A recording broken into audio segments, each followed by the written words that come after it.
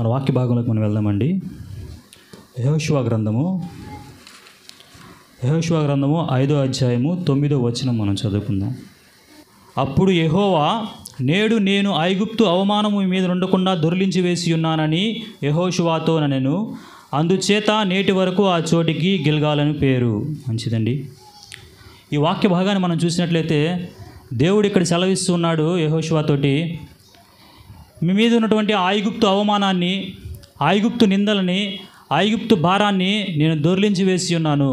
ఇక మీ జీవితంలో ఐగుప్తులో ఉన్న నిందలు, ఐగుప్తు మీద ఉన్న అవమానాలు, అక్కడ మీరు భరించినటువంటి భారము, మీ శ్రమలు అన్నీ నేను ఇక్కడి నుంచి మీకు దొర్లించి వేసి ఉన్నాను. కాబట్టి ఆ స్థలానికి ఏం పేరు పెట్టారంటే గిల్గాలు అని పేరు పెట్టారండి. కింద మన ఫుట్ నోట్లో మనం చూస్తే అక్కడ రాసిబడి ఉంటుంది, దొర్లింపబడుట, రోల్ అవే, దొర్లించబడుట అని రాయబడి ఉంటుంది. ఈ గిల్గాలు అంటే దానికి అర్థం ఏంటంటే దొర్లించబడుట, దేవుని యొక్క సన్నిధి అనేటువంటి అర్థం వస్తూ ఉంది. ఇశ్రాయేలు యొక్క జీవితాన్ని మనం చూసినట్లయితే ఎప్పుడైతే ఆ బానిసత్వంలోకి వెళ్ళిపోయారో, ఐగుప్తులో అనేక శ్రమలు అనుభవిస్తున్నారు. వారి పిల్లలను పెంచుకునే పరిస్థితి కూడా వారికి లేదు. పుట్టిన పిల్లల్ని పుట్టినట్టు ఫరో చంపేస్తూ ఉన్నాడు. అలాంటి నిందల మధ్య, అవమానాల మధ్య, భయంకరమైన శ్రమల మధ్య వెట్టి చాకరీ చేస్తున్నటువంటి ఐగుప్తు మన ఇశ్రాయేలు ప్రజల్ని దేవుడు అక్కడి నుంచి మోషే నాయకత్వం ద్వారా అక్కడి నుంచి మనం నడిపించిన విధానం మనకు తెలుసు. అనేక తెగుళ్ళ మధ్య ఐగుప్తుల్ని శోధించి మోషే ద్వారా ఎర్ర సముద్రాన్ని పాయలు చేసి 40 సంవత్సరాల అరణ్య మార్గంలో నడిపిస్తూ తీసుకొచ్చాడు. ఇప్పుడు యెహోషువ నాయకత్వంలో యోర్దాను దాటారు. యోర్దాను దాటిన వెంటనే ఏం చేశారంటే, మనం పైన చదువుకుంటే సున్నతి పొందారు అని ఉంటుంది. అంటే దేవునికి చెందిన ప్రజలుగా మారారు, దేవుని సొత్తుగా వారు మారారు. దేవుడు అంటున్నాడు, మీ జీవితంలో ఉన్న అవమానాన్ని, మీ జీవితంలో ఉన్న నిందని నేను తొలగించి వేస్తాను అంటున్నాడు. ఈరోజు దేవుడు నీతో, నాతో, మనతో మాట్లాడుతున్నాడు. ఇక్కడ చేరిన ప్రతి ఒక్క బిడ్డతోటి, ఎవరైతే దేవుడిని ఆశ్రయిస్తూ ఉన్నారో, ఎవరైతే ఇప్పుడే దేవుడిని తెలుసుకుంటూ ఉన్నారో, ఎవరైతే దేవుడికి తమ సొత్తుగా దేవుడి ప్రజలుగా మారాలని ఆశపడుతున్నారో, వారితో దేవుడు అంటున్నారు, మీరు నా ప్రజలుగా ఉన్నట్లయితే, మీరు నా కొరకు జీవించినట్లయితే, ఆ సున్నతి అనుభవంలోనికి మీరు వచ్చినట్లయితే, ఆ మారు మనసు అనుభవంలోకి మీరు వచ్చినట్లయితే, దేవుడు అంటున్నాడు, మీ మీద ఉన్న నిందని, మీ మీద ఉన్న అవమానాన్ని, మీకున్న కష్టాలని, మీరు ఎలాంటి శ్రమల్లో ఉన్నారో, ఎలాంటి అవమానాల్లో ఉన్నారో, ఎలాంటి బాధల్లో మీరు ఉన్నారో, మీ హృదయంలో ఉన్న వేదనంతటి నేను ఏం చేస్తానంటున్నాడు, దొర్లించి వేస్తాను అంటున్నాడు. ఒకసారి మనం ఈ మాటను ఆలోచిద్దామండి. దేవుడే సెలవిస్తున్నాడు ఇశ్రాయేలీయులకి, మీ నిందనంతా తొలగించి వేస్తాను అని. ఇప్పుడు ఇశ్రాయేలీయులు ఏమయ్యారు? దేవుని సొత్తైన ప్రజలుగా మారారు, దేవుని బిడ్డలుగా మారారు. వారిలో మారు మనసు అనుభవం ఉంది, బాప్తిస్మ అనుభవం ఉంది, గిల్గాల్ అనుభవాన్ని వారు అనుభవం పొంది ఉన్నారు. మనలో కూడా అనేక మంది ఈ అనుభవాన్ని పొంది ఉన్నాము. మన జీవితంలో దేవుడు నమ్ముకున్న వెంటనే మన జీవితంలో అనేక మేలు మనం దేవుని ద్వారా చూసి ఉన్నాము, అనేక మేలు దేవుని ద్వారా పొంది ఉన్నాము. ఇలాంటి మారు మనసు అనుభవంలోకి, ఇలాంటి రక్షణ అనుభవంలోకి మనం నడిపించబడి ఉన్నాము. దేవుడు చూపించే అనేకమైన మేలులు, అనేకమైన ఆశీర్వాదాలు, మన జీవితంలో అనేకమైన నిందలు దేవుడు దొర్లించి వేయడం మన జీవితంలో మనం చూసి ఉన్నాము. ఇలాంటి ఇశ్రాయేలు ప్రజలే మరలా ఏమయ్యారంటే, దీని తర్వాత ఒకరి తర్వాత ఒకరు న్యాయాధిపతులు వచ్చినారు, రాజులు వచ్చినారు. ఆ తర్వాత వారి పరిస్థితి ఎలా అయిందంటే, హోషేయ ప్రవక్త సెలవిస్తూ ఉన్నాడు. ఒకసారి చూద్దామండి. హోషేయ గ్రంథము 9వ అధ్యాయము 15వ వచనం ఒకసారి చూద్దాం. వారి చెడుతనమంతయు గిల్గాలులో కనబడుచున్నది, అచ్చటనే నేను వారికి విరోధినైతిని, వారి దుష్టక్రియలను బట్టి అమ్మా వారింకను ప్రేమింపక నా మందిరములో నుండి వారిని వెలివేతును. దేవుడు అక్కడ సెలవిస్తున్నాడు, నూతనంగా నువ్వు నా దగ్గరికి వచ్చినట్లయితే, నీ మనసు మార్చుకొని, నీ హృదయం మార్చుకొని, నువ్వు పశ్చాత్తాపం పొంది రక్షణ పొందిన బిడ్డవైతే, నీ మీద ఉన్న నిందనంతా నేను దొర్లిస్తాను అక్కడ సెలవిస్తున్నాడు. ఇశ్రాయేలుకి చెప్పిన విధంగానే వారి మీద ఉన్న నిందని, అవమానాన్ని అంతటి దొర్లించినట్టుగా మనం చూస్తున్నాం. అదే ఇశ్రాయేలు ప్రజలు ఎలాంటి తిరుగుబాటు చేశారంటే ఇక్కడ సెలవిస్తున్నాడు. మరొక్కసారి చదవండి అదే వచనాన్ని. వారి చెడుతనమంతయు గిల్గాలులో కనబడుచున్నది. అదే గిల్గాలులో ఏం కనబడుతుందంట? వారి చెడుతనమంతా కనిపిస్తుందంట. ఈ గిల్గాల్లోనే దేవుడు వారి యొక్క నిందని, అవమానాన్ని దొర్లించి వేస్తే, వారి యొక్క శ్రమల్ని, అవమానాన్ని దొర్లించి వేస్తే, వారికి ఉన్న కష్టాలని, శ్రమల్ని అన్నిటి దేవుడు తీసివేస్తే, అదే గిల్గాలులో ఇశ్రాయేలు యొక్క చెడుతనాన్ని చూపిస్తూ ఉన్నారంట. అదే దేవుని యొక్క మందిరంలో వారి యొక్క చెడుతనాన్ని చూపిస్తూ ఉన్నారంట. దేవుడు అంటున్నాడు, నీ మందిరంలో నుంచి నేను నిన్ను వెలివేస్తున్నాను, ఈ మందిరంలో నుంచి నువ్వు వెలివేయబడినట్టు వాడు అని ఇశ్రాయేలు ప్రజలకు సెలవిస్తూ ఉన్నాడు. ఈరోజు మన జీవితంలో మనం ఎలాంటి పరిస్థితిలో ఉన్నామనేది ఒకసారి మనం ఆలోచించుకోవాలి. దేవుడు వెలివేసబడిన పరిస్థితిలో మనం ఉన్నామా? దేవుని హత్తుకొని జీవించే స్థితిలో మనం ఉన్నామా?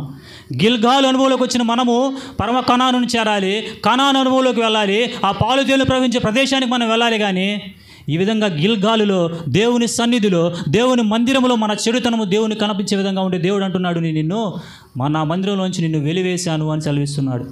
దేవుడు వెలివేసినటువంటి వారి జీవితాలు, దేవుడు విసర్జించినటువంటి వారి జీవితాలు ఎలా ఉంటాయా అంటే మన బైబిల్ గ్రంథంలో మనం ధ్యానించుకుంటూ వెళ్ళినట్లయితే మొట్టమొదటిగా ఒక వ్యక్తి గురించి మనం చూద్దాము. న్యాయాధిపతుల గ్రంథము 13వ అధ్యాయం 5వ వచనం ఒకసారి చూద్దాం. నీవు గర్భవతివై కుమారుని కందువు, అతని తల మీద మంగళ కత్తి వేయకూడదు, ఆ బిడ్డ గర్భమున పుట్టినది మొదలుకొని దేవునికి నాజీరు చేయబడిన వాడై అమ్మా ఫిలిష్తీయుల చేతిలో నుండి ఇశ్రాయేలును రక్షింప మొదలుపెట్టిన ఈ భాగాన్ని మనం చూసినట్లయితే సంసోను గురించి రాయబడినట్టు భాగం అండి. ఇక్కడ సంసోన్ని దేవుడు ఎన్నుకున్నాడు, తన ఆత్మచేత నింపుతానంటున్నాడు. అతని పుట్టుకే ఒక ప్రత్యేకంగా దేవుడు ఇక్కడ చూపిస్తున్నాడు. దేవుని కోసం అతను నిలబెట్టుకోవాలనుకుంటున్నాడు. ఫిలిష్తీయుల చేతిలో నుంచి ఇశ్రాయేలుని విడిపించడానికి సంసోన్ని ఎన్నుకున్నట్టుగా మనం చూస్తూ ఉన్నాం. అలాంటి సంసోను యొక్క పరిస్థితి ఎలా అయిందంటే చూడండి ఒకసారి. అదే న్యాయాధిపతుల గ్రంథము 16వ అధ్యాయము 20వ వచనం. సంసోను ఫిలిష్తీయుల మీద పడుతున్నారనగా అతడు నిద్ర మేలుకొని ఎప్పటి అట్లా నేను బయలుదేరి విరజిమ్ము కొందును అనుకొని, అయితే యెహోవా అతనిని ఎడబాసెననే విషయం అతనికి తెలియలేదు. ఇక్కడ సంసోను చాలా గొప్పగా వాడబడ్డాడు. దేవుని చేత, దేవుని ఆత్మ చేత నింపబడ్డాడు, దేవుని శక్తి చేత నింపబడ్డాడు. ఒక గాడిద దవడ ఎముక తీసుకొని 1000 మంది ఫిలిష్తీయులను చంపేసినటువంటి గొప్ప వీరుడు ఏమనుకున్నాడంటే, దేవుని ఆత్మ నాతోనే ఉంది, దేవుని శక్తి నాతోనే ఉంది, నేను దేవుని కోసం పుట్టాను, దేవుడు నన్ను పుట్టించాడు, ప్రత్యేకించబడినట్టు వాడను అనేటువంటి తలంపులో ఉన్నాడు. అయితే ఇక్కడ ఏం జరిగిందంట, యెహోవా అతన్ని ఎడబాసిన విషయం కూడా అతనికి తెలియలేదంట. ఎలాంటి పరిస్థితిలో ఉన్నాడు చూసారా సంసోను. దేవుడు అతన్ని ఎడబాసిన విషయం కూడా తెలియని విధంగా తన కన్నులకు ఏమైంది, పాపం అనేది నిండిపోయింది. తన జీవితంలో అపవిత్రత అనేది ఉండిపోయింది. తన యొక్క అపవిత్రతను బట్టి, తన యొక్క చెడుతనాన్ని బట్టి దేవుడు తనను ఎడబాసిననే విషయాన్ని, దేవుడు అతన్ని వెలివేశాడనే విషయాన్ని సంసోను గ్రహించలేకపోయాడు. ఇశ్రాయేలు న్యాయాధిపతిలో 13వ న్యాయాధిపతి ఈ సంసోను. 15 మంది న్యాయాధిపతుల్లో 13వ న్యాయాధిపతి. ఎంతో చక్కని అభిషేకాన్ని దేవుడిచ్చాడు, ఎవరికి లేని గొప్ప శక్తినిచ్చాడు, గొప్ప బలాన్ని ఇచ్చాడు, ఒక ప్రత్యేకతనిచ్చాడు. దేవుడు ఎంతో గొప్పగా వాడుకోవాలనుకున్నాడు. కానీ సంసోను ఏమైపోయాడంటే ఈ లోకాశలో పడిపోయాడు, శరీరాశలతో నింపబడ్డాడు. తన చూపులకు రమ్యమైనది, తన చూపులకు ఇష్టమైన వారి వైపు, ఆ స్త్రీల వైపు వెనకాల పరిగెత్తడం మొదలుపెట్టాడు. అయితే ఇక్కడ అంటున్నాడు దేవుడు, యెహోవా అతన్ని ఎడబాసినంట. దేవుడు సంసోన్ని ఎడబాశాడు. సో ఎడబాసిన తర్వాత అతని జీవితం ఎలా ఉందంటే, అదే 16వ అధ్యాయము 22, 23 వచనాలు మనం చూస్తే పిండి రుబ్బుతున్నట్టుగా ఉంటుందండి. వెళ్ళి ఆ ఫిలిష్తీయులకు బానిస అయిపోయి ఫిలిష్తీయుల దగ్గరికి వెళ్ళి పిండి రుబ్బుకుంటూ ఉన్నాడు, పప్పు రుబ్బుకుంటూ ఉన్నాడు. ఇశ్రాయేలుని విడిపించవలసిన న్యాయాధిపతి, ఇశ్రాయేలుకు రక్షకుడుగా, ఇశ్రాయేలుకు న్యాయాధిపతిగా ఉండవలసిన వ్యక్తి ఫిలిష్తీయులకు బానిస అయిపోయి ఫిలిష్తీయుల యొక్క వాళ్ళ సంఖ్యలో ఉండిపోయి పప్పు రుబ్బుకుంటూ ఉండడం మనం చూస్తూ ఉన్నాం. చూసారా ఎలాంటి పరిస్థితి. ఈ దినం మన జీవితాల్లో కూడా దేవుని కొరకు నేను అనేక గొప్ప కార్యాలు చేశాను, దేవుని కొరకు నేను అనేక విధంగా నేను గొప్పగా వాడబడ్డాను, నా ద్వారా అనేక గొప్ప కార్యాలు జరిగినాయి అని మనం అనుకుంటే సరిపోదు. కానీ దేవుడు ఈరోజు అంటున్నాడు, నీ చెడుతనము నాకు గిల్గాల్లో కనబడుతూ ఉంది, నా మందిరంలో నీ యొక్క చెడుతనము కనబడుతూ ఉంది, నీ పాపం ఇంకా నీ హృదయం నుంచి దొర్లించబడలేదు, నీ పాపం ఇంకా నీ హృదయంలోనే దాచబడి ఉంది అని దేవుడు నీతో, నాతో, మనందరితో మాట్లాడుతూ ఉన్నాడండి. సంసోను యొక్క జీవితం మనకి చాలా గొప్ప ఉదాహరణ. ఎంతో నష్టపోయాడు, తన బ్రతుకు వలన ఎలాంటి ఉపయోగం లేకుండా పోయింది. దేవుడు ఏర్పరచుకున్నట్టు ఆ ఏర్పాటు అనేది లేకుండా పోయింది. మన జీవితంలో కూడా ఎలాంటి ఇంకా పాపంలోనే మనం ఉన్నాయో, ఇంకా దొరలించబడినటువంటి పాపంలో ఏమైతే ఉన్నాయో ఒకసారి మనం పరిశీలించుకునేవారుగా ఉండాలి. మన జీవితంలో అలాంటి సంసోను వల్లే మనం జీవితం నష్టపోకముందే దేవుడి దగ్గర మన హృదయాలు మనం పరిశీలించుకునేవారుగా ఉండాలి. దేవుడు విసర్జించినటువంటి జీవితము, దేవుడు ఎడబాసినటువంటి జీవితము, సంసోను యొక్క జీవితం మనకు ఉదాహరణ ఎలా అయిపోయిందంటే పప్పు రుబ్బేవాడిగా అయిపోయాడు. ఒక చేతితో, ఒక దవడ ఎముకతో 1000 మంది ఫిలిష్తీయులను చంపినటువంటి గొప్ప వీరుడు, గొప్ప బలశాలి ఏమైపోయాడు, పిండి రుబ్బుకునేవాడిగా అయిపోయాడు.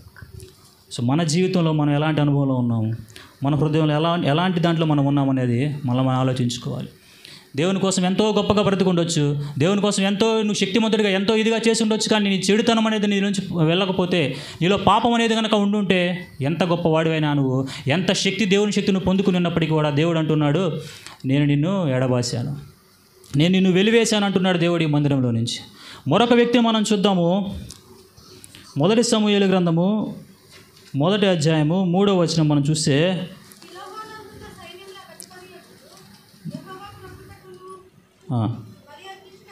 బలి అర్పించుటకును ఏటేటా తన పట్టణమును విడిచి అచ్చడికి పోవచ్చుండెను. ఆ కాలమున ఏలి యొక్క ఇద్దరు కుమారులు హోప్ని ఫినేహాసులు యెహోవాకు యాజకులుగా ఉండేది.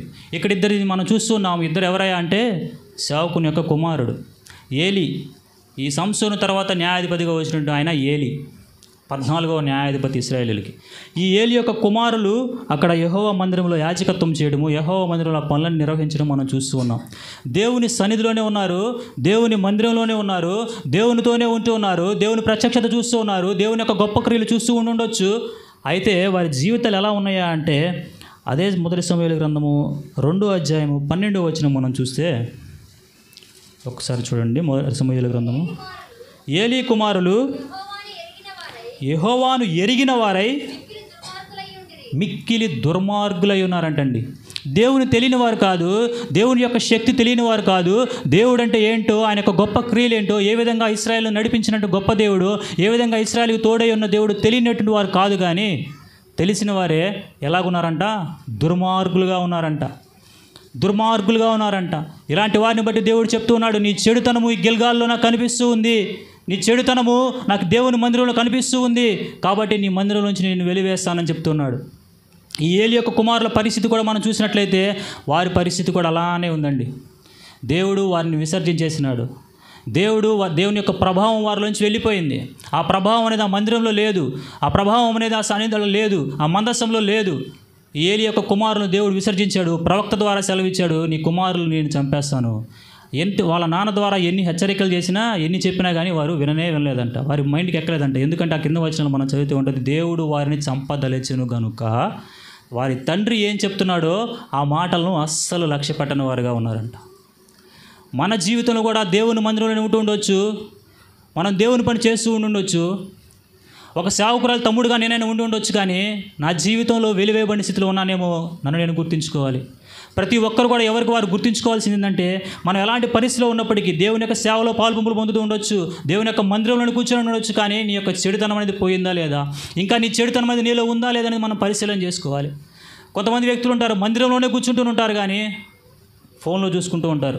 ఆడ ఫోన్ రాదు, ఏమీ రాదు, ఊరికే ఫోన్ నొక్కుతూ ఉంటారు, తిప్పుతూ ఉంటారు పైకి కిందకి లోపలికి.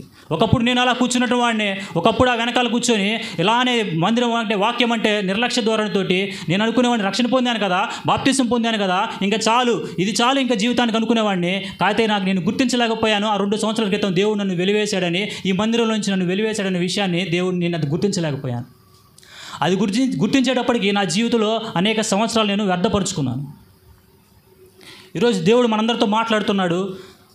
మనల్ని దేవుడు వెలివేశాడా లేదా, దేవుని సన్నిధిలోనే మనం ఉన్నామా లేదా అనేది.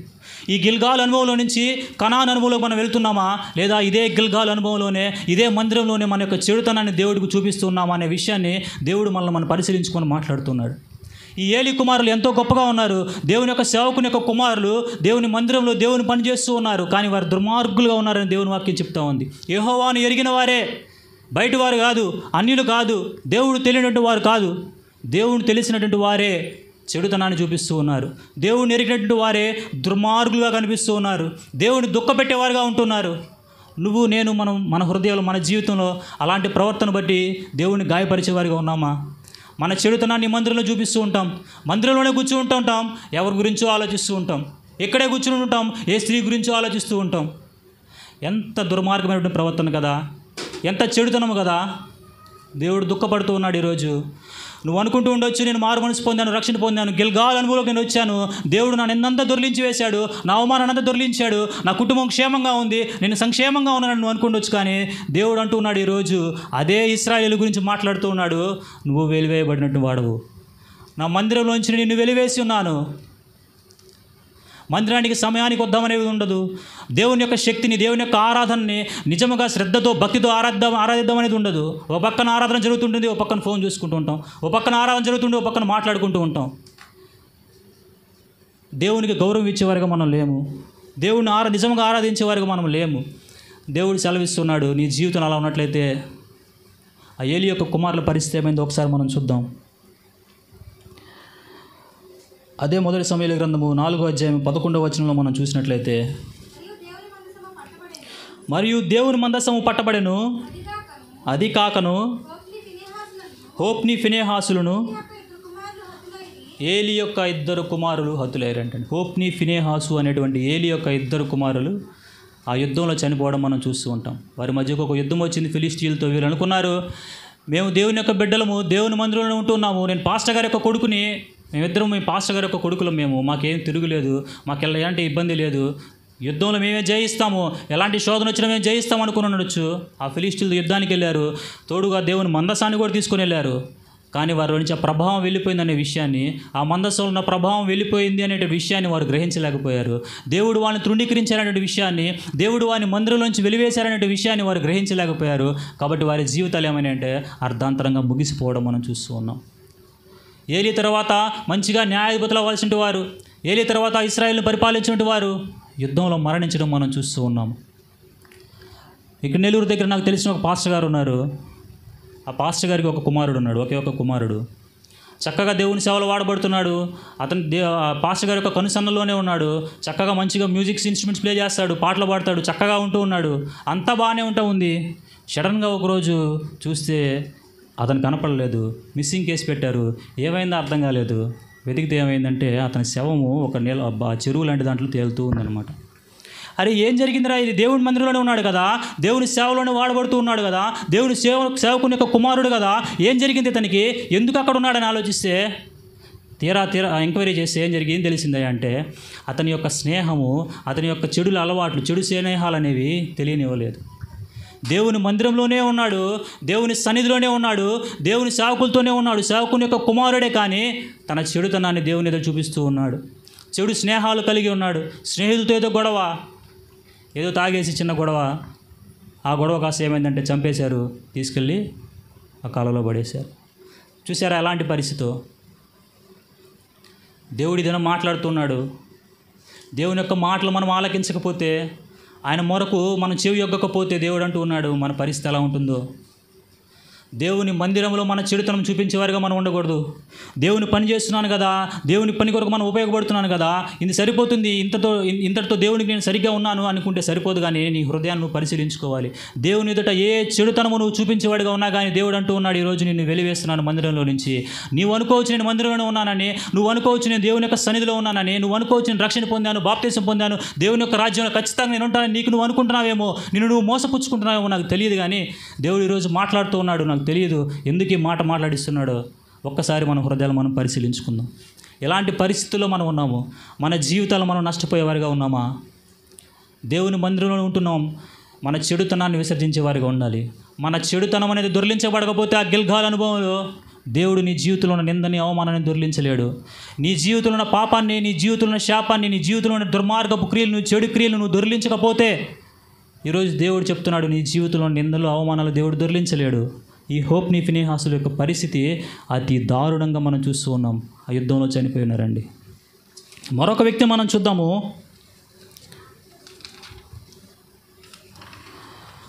అదే మొదటి సమూయేలు గ్రంథము 10వ అధ్యాయము 1వ వచనంలో మనం చూసినట్లయితే ఇక్కడ ఒక రాజు మనకు కనిపిస్తున్నాడు. అప్పుడు సమూయేలు తైలపు బుడ్డి పట్టుకొని సౌలు తల మీద తైలము పోసి అతన్ని ముద్దు పెట్టుకొని, యెహోవా నిన్ను అభిషేకించి, చాలమ్మా, తన స్వాస్థ్యం మీద అధిపతిగా నియమించి ఉన్నాడు. ఇక్కడ సమూయేలు సౌలు రాజుని అభిషేకించి చెప్తూ ఉన్నాడు, నేను నిన్ను అధిపతిగా నియమిస్తున్నాను, నేను నిన్ను అభిషేకిస్తున్నాను, ఇశ్రాయేలు మీద మొట్టమొదటిగా రాజుగా ఉండాలని నేను అభిషేకిస్తున్నాను, నేను రాజుగా నేను ఎన్నుకున్నాను. ఇశ్రాయేలు గోత్రములో చిట్ట చివరి గోత్రములో, ఎన్నికలైనటువంటి గోత్రములు, బెన్యామీను గోత్రంలో పుట్టినటువంటి నేను రాజుగా నేను నియమిస్తూ ఉన్నాను ఇశ్రాయేలు ప్రజల మీద అని గొప్ప అనుభవాన్ని, ఆ గొప్ప దాన్ని దేవుడు అతనికి ఇస్తే, సౌలుకి ఇస్తే, సౌలు తన జీవితంలో ఎలా ఉన్నాడండి మనకందరికీ తెలిసిన విషయమే. దేవుడు అతను రాజుగా ఎన్నుకొని అతను రాజుగా నియమిస్తే సౌలు తన జీవితంలో తిరుగుబాటు చేసిన వాడిగా ఉన్నాడు. దేవుని యొక్క మాటను వినలేదు. దేవుడు చెప్పాడు, ఏం చెప్పాడంటే చూడండి ఒకసారి, అది కూడా మనం చూద్దాము. మొదటి సమూయేలు గ్రంథమే 15వ అధ్యాయము 1వ వచనం. ఒకానొక దినమున సమూయేలు సౌలును పిలిచి, యెహోవా ఇశ్రాయేలులకు తన జనుల మీద నేను రాజుగా అభిషేకించుటకై నన్ను పంపెను. యెహోవా మాట వినుము. సైన్యములకు అధిపతి యెహోవా సెలవిచ్చినది ఏమనగా, అమాలేకీయులు ఇశ్రాయేలులకు చేసినది నాకు జ్ఞాపకమే. వారు ఐగుప్తులను రాగానే అమాలేకులు వారికి విరోధులై మార్గమందు వారి మీదికి వచ్చిరి కదా. కాబట్టి నీవు పోయి కనికరింపక అమాలేకీయులను హతము చేయుచు. ఇక్కడ దేవుడు సెలవిస్తున్నాడు సౌలుకి సమూయేలు ద్వారా, నువ్వు దేవుని యొక్క మాట విను. దేవుడు ఏం చెప్తున్నాడో ఆ మాట విను. దేవుడు చెప్తున్నాడు, అమాలేకులు చేసినంత నాకు జ్ఞాపకమే. సో నువ్వేం చేయాలంటే అమాలేకులు అందరినీ హతం చేయి. ఎవరిని మిగల్చొద్దు, ఎవరిని నువ్వు దాచిపెట్టొద్దు, ఎవరిని నువ్వు వదిలిపెట్టొద్దు. ప్రతి ఒక్క అమాలేకుని నువ్వు హతం చేయమని దేవుడే స్వయంగా సమూయేలు ప్రవక్త ద్వారా సౌలుతో మాట్లాడాడు. దేవుని యొక్క మాట విను అని కూడా చెప్పడం మనం చూస్తూ ఉన్నాం. అయితే సౌలు ఏం చేశాడండి, మనకందరికీ తెలిసిందే. అక్కడికి వెళ్ళి ఏం చేసుకున్నాడంటే కొన్ని సంపద, కొన్ని పశువులు, ఆ యొక్క రాజుని బ్రతికించేసినాడు.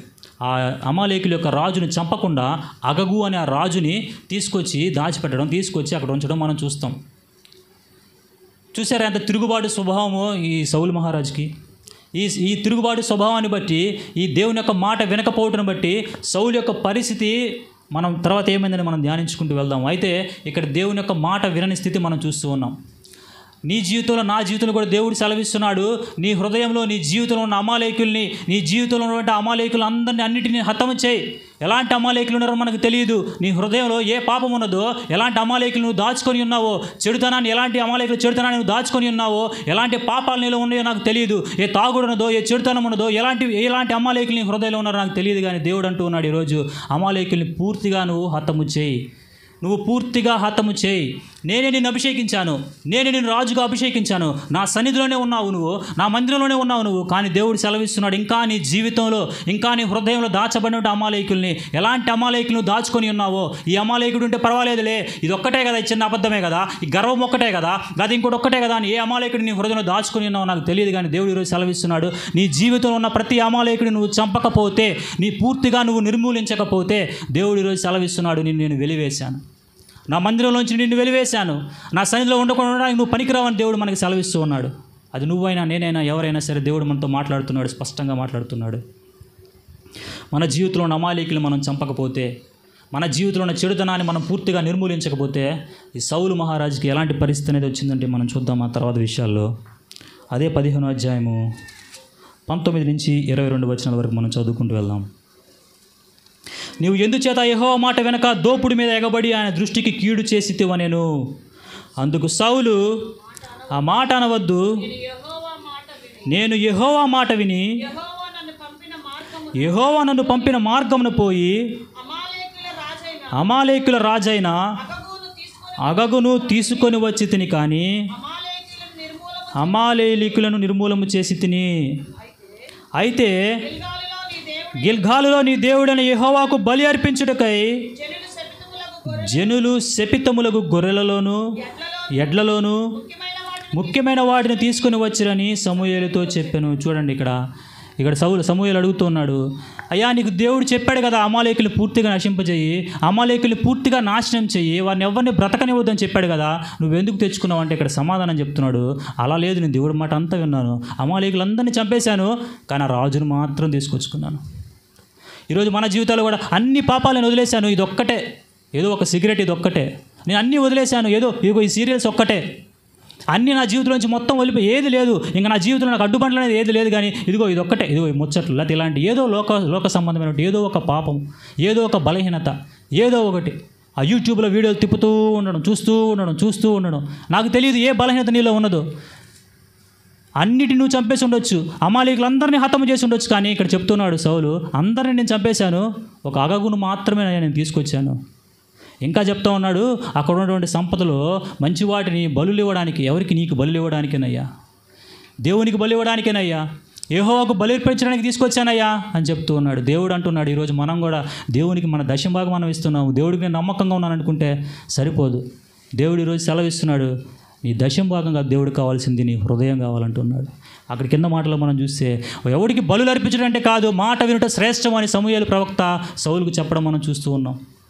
నీ జీవితంలో నువ్వు దశంభాగాలు ఇస్తూ ఉండొచ్చు, నీ జీవితంలో నువ్వు సేవకు ఇంకెంతో పరిచయం చేస్తూ ఉండొచ్చు. ఇక్కడ సౌలు అంటూ ఉన్నాడు, నా కోసం తీసుకురాలేదయ్యా, నీ కోసమే కదా నేను తెచ్చాను, నీకు బలి అర్పించడానికి నేను తీసుకొచ్చాను, ఇవన్నీ నీకు సమర్పించడానికే, నిన్ను ఆరాధించడానికే, నిన్ను మహింపరచడానికి నేను తీసుకొచ్చాను తప్ప నా కోసం కాదు అని కవర్ చేసుకుంటున్నాడు. కానీ దేవుడు ఆ తర్వాత వచనంలో చెప్తూ ఉన్నాడు, చూడండి ఏం చేశాడంటే అతన్ని.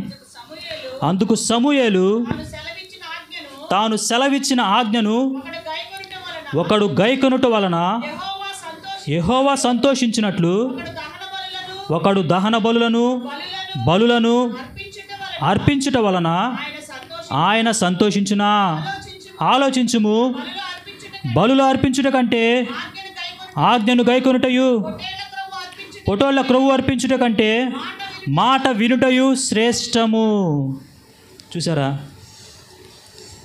దేవుడు సెలవిస్తున్నాడు, బలులు కాదు నాకు కావాల్సింది, నీ డబ్బు కాదు నాకు కావాల్సింది, నీ శక్తి, నువ్వు బలంతో నువ్వేదో చేసే పని, ఏదో నాకు పరిచర్య కోసం నువ్వు ఉపయోగపడే అది కాదు నాకు కావాల్సింది, నీ హృదయం కావాలయ్యా.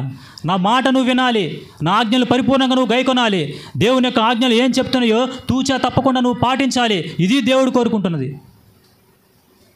నీకు అనిపించవచ్చు ఇలా బ్రతకడం కష్టమేనని, కానీ దేవుళ్ళు నువ్వు ఉంటే ప్రతి ఒక్కటి నువ్వు సాధించవచ్చు.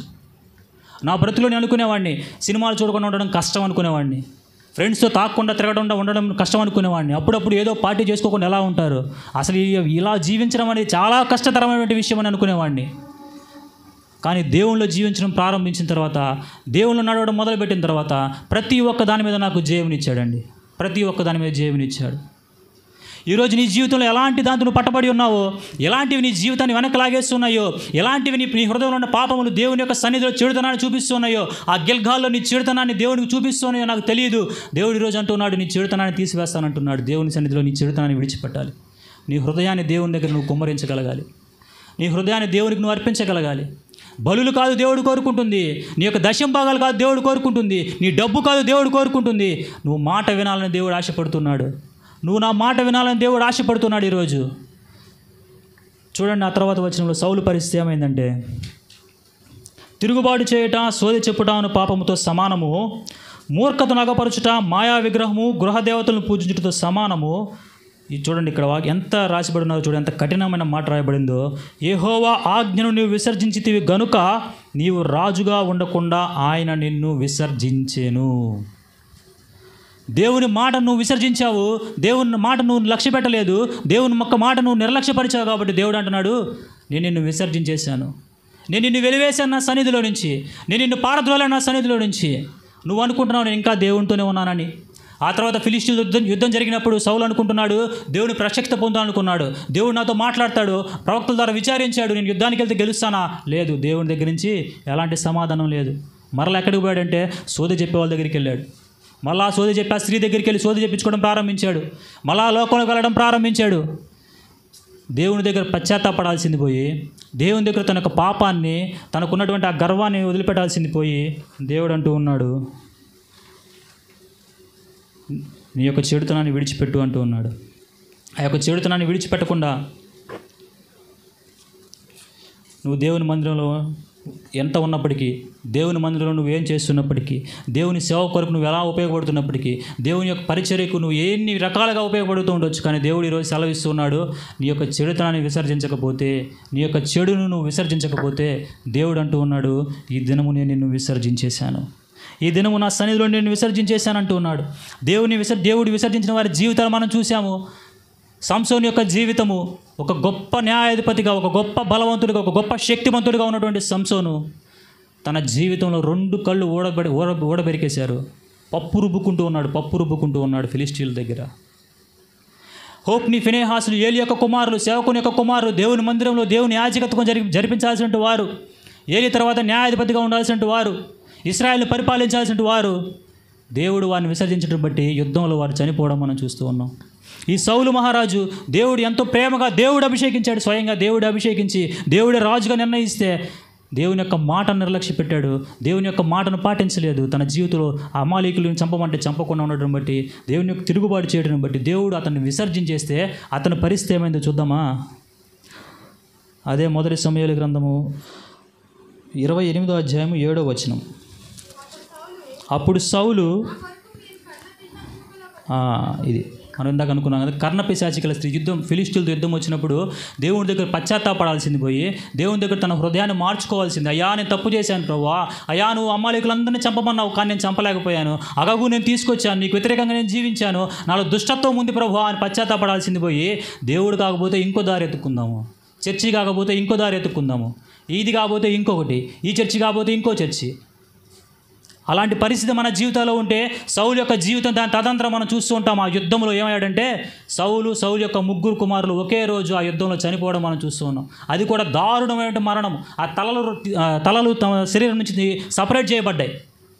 3 కుమారుల యొక్క తలలు, సౌలు యొక్క తల, 4 యొక్క తలలు ఏమైనాయంటే ఆ శరీరం నుంచి సపరేట్ చేయబడి వెళ్ళి ఫిలిష్తీయుల యొక్క దాగోను గుడిలో దాన్ని పెట్టడం మనం చూస్తూ ఉన్నాం. ఎంత దౌర్భాగ్యమైన జీవితం అండి.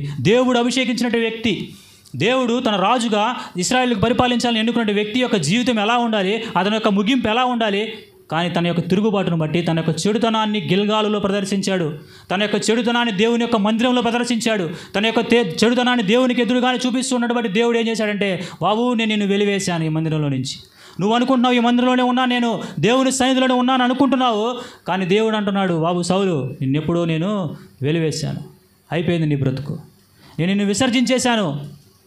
అలాంటి పరిస్థితి మనకు రాకముందే దేవుని సన్నిధికి మనం వద్దామండి. ఏం చేయాలి మరి మన జీవితం మార్చబడాలి అంటే? ఒక్క నిమిషం మనం చూద్దాం. 2వ దినవృత్తాంతాల గ్రంథము 7వ అధ్యాయం 14వ వచనము. నా పేరు పెట్టబడిన నా జనులు తమ్మును తాము తగ్గించుకొని ప్రార్థన చేసి నన్ను వెదకి తమ చెడు మార్గమును విడిచిన ఎడల ఆకాశము నుండి నేను వారి ప్రార్థనను విని వారి పాపమును క్షమించి వారి దేశమును స్వస్థపరచుదును. హల్లెలూయా, హల్లెలూయా. దేవుడు ఈరోజు సెలవిస్తున్నాడు, నువ్వు తగ్గించుకొని దేవునికి ప్రార్థన చెయ్యి, నీ చెడుతనం అంతా విడిచిపెట్టు. చాలా స్పష్టంగా రాయబడి ఉందండి, చాలా స్పష్టంగా దేవుడు చెప్తూ ఉన్నాడు. దేవుని యొక్క మందిరంలో దేవుడు చెప్తూ ఉన్నాడు, నువ్వు తగ్గించుకొని నీ చెడుతనాన్ని అంతా విడిచిపెట్టేసి దేవుని నాకు ప్రార్థన చేస్తే నీ ప్రార్థన నేను ఆలకిస్తానంటున్నాడు దేవుడు, నీ మొర నేను ఆలకిస్తానంటున్నాడు దేవుడు, నేను స్వస్థపరుస్తానంటున్నాడు దేవుడు. నీ యొక్క చెడుతనాన్ని బట్టి నీ జీవితంలో రావాల్సిన ఆశీర్వాదాలు ఆగిపోయాయేమో నాకు తెలియదు. నీ యొక్క చెడుతనాన్ని బట్టి నువ్వు ఎలాంటి పొజిషన్లో ఉండాల్సిన వాడువో, ఎలాంటి స్థితికి వెళ్ళవలసిన దానవో, కానీ నీ స్థితి ఇంకా అలానే ఉంచబడిందంటే ఇంకా ఎలాంటి చెడుతనం ఉంచుకున్నావో నాకు తెలియదు. కానీ ఈరోజు దేవుడు చెప్తూ ఉన్నాడు, నా సన్నిధిలో నీ చెడుతనాన్ని అంతా విడిచిపెట్టి నువ్వు తగ్గించుకొని నాకు ప్రార్థన చేస్తే దేవుడు అంటున్నాడు, ఈరోజు నిన్ను బ్లెస్ చేస్తాను, ఈరోజు నేను ఆశీర్వదిస్తానంటున్నాడు దేవుడు, ఈరోజు నేను స్వస్థపరుస్తానంటున్నాడు దేవుడు, నీ రోగం నుంచి నీకు స్వస్థత ఇస్తానంటున్నాడు, ఉద్యోగం లేని పరిస్థితిలో నీకు ఉద్యోగాన్ని ఇస్తానంటున్నాడు, నీ పరిస్థితి ఎలా ఉందో తెలియదు, నీ యొక్క ఆర్థిక సంక్షోభం నుంచి దేవుడు నిన్ను పైకి లేవనెత్తానంటున్నాడు. కాదు నువ్వు చేయాల్సిందయ్యా అంటే నీ చెడుతనాన్ని అంతా విడిచిపెట్టాలి. సౌల్లాగా అగగునొక్కడిని బ్రతికిస్తానంటే దేవుడు అంటున్నాడు, కుదరదు.